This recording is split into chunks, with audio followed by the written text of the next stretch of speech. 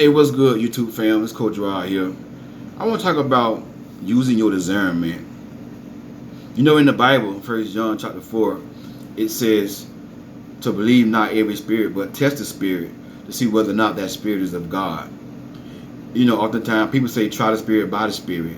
It does not say try the spirit by the spirit. It say test the spirit to see whether or not that spirit is of God. And mainly what it was talking about is false prophets. It was talking about, you know, using your discernment to discern whether or not a prophet is real or fake. But you can use that in every aspect of life. You can apply that to friendships, relationships, business partners, and dating, whatever. Before you connect with somebody, you have to learn how to use your discernment. You know, oftentimes, like one time I did a video on Facebook about asking questions, and the lady said, Coach Rod, you say ask questions, but men lie to you. Yes, they do lie. Nine out of 10, most majority of men gonna lie. Not all of them, but most of them will. You know, but that's when your discernment gotta come in there. And she said, Coach Rod, they tricked me. This man tricked me. The reason why he tricked you because you're not using your discernment. Because number one, that woman is caught up for a man. When you caught up for a man, which means you put all your focus on the man, it's easy for that man to come in your life and trick you because you're not focused on God. You're not focused on your purpose. You don't even know where you're going. You're just focused on being with a man. I just gotta be with a man. I need a man. Nothing wrong with wanting to be with a man. Nothing wrong with desiring a man. But you can't put all your focus on the man. You gotta understand it. I think there's a lot of women up. They just eat and sleep, want to be with a man. So when a man come in their life and tell them one thing, they fall for it, and they don't use their discernment.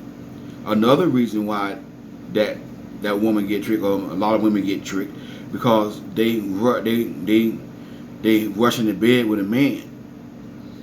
And this is why I always tell women, don't start off dating a man, having sex with friends with benefits and all that kind of stuff. He comes to your place, y'all just met, y'all just starting out having sex, because sex clouds your judgment and sex clouds your discernment.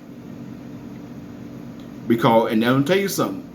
Listen to me now. Most majority of marriages are not happy or failing is because people got together and started having sex, and they soul tied. They're not in love, but they soul tied. And like I said before, scientists in the medical field have proven, like, when a man and a woman come together and have sex, they both release a hormone in their body called oxytocin. And for whatever reason, when a woman catch an orgasm doing sex, she releases a whole lot of more. She releases more oxytocin than men, way more oxytocin than men. Why is that way? I don't know. Ask God, but it's the way it is. That is why a lot of women can't let go of toxic men. And you know, in the medical field, they call it oxytocin, but in a spiritual sense, it's a soul tie. And once you get soul tied with a person, you can't see the red flag. Your discernment is off. So now, you know, so whatever you believe, everybody may not be a Christian, I get that. So whatever you believe, if you don't believe in sex before marriage and all that kind of stuff, you ain't trying to wait till you get married. I'm not saying everybody should wait. That's between you and God. But don't rush in the bed with a man or with a woman. Same thing to you men. Men complain about, oh, women use men. Oh, women do this. Women just want money. But y'all rush and get in the bed with these women. You don't use your discernment. Now, you get this woman, you take care of this woman. She leave you for her neighbor. Because you were soul tied. You weren't in love. And that's why a lot of people are married to narcissists.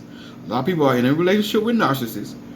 They are co-parenting with narcissists because their discernment was off. They rush into bed with that narcissist. And you know, and sex clouds your discernment. That is why. There's some red flags whether or not you are dating a narcissist. But you can't catch those red flags if your discernment is not on. I want you to understand this. So now, so Coach Rod, how do I use my discernment? Just by talking to somebody. That's it.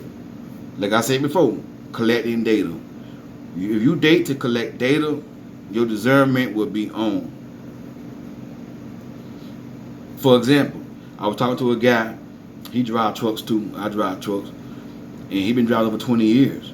And based upon that conversation, he been from company to company, to company to company, and everything he, every company that make him upset, he cuss him out and he leave the company. F you, he leave the company.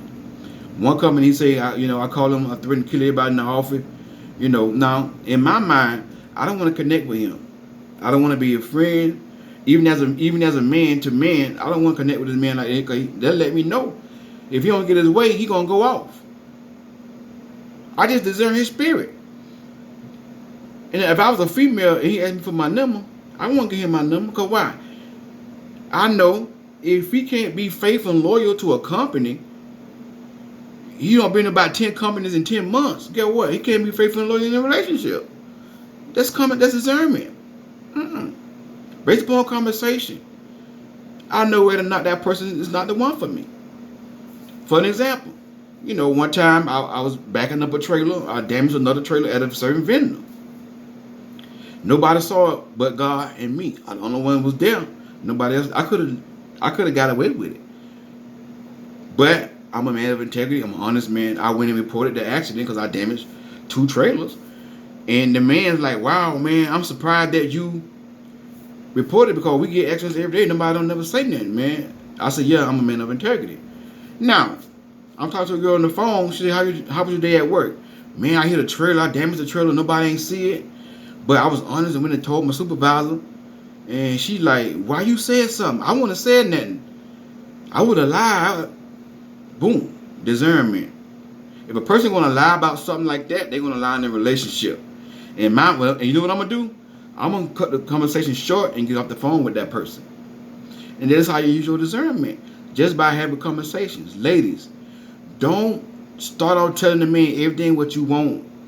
If a man asks you what you want in a man, just tell him to be yourself. You ain't gotta impress me. Just be yourself. What you looking for? That's it. Throw it off in his court. And the same thing I said to the lady, same thing applies to the men. You want to do the less talking and let them do all the talking, and you're going to discern their spirit.